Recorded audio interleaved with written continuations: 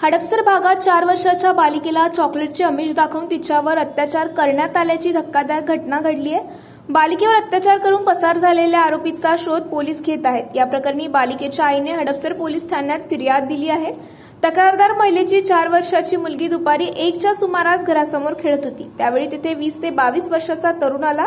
त्याने बालिकेला चॉकलेटचे आमिष दाखवले। घरापासून काही अंतरावर असलेल्या मोकळ्या जागेतील पत्राच्या खोलीत बालिकेला नेले।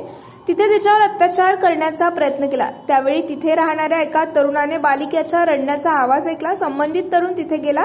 तरुण असल्याचे पाहून आरोपी बालिकेला सोडून पसार झाला। या घटनेची माहिती हडपसर पोलिसांना कळवण्यात आली।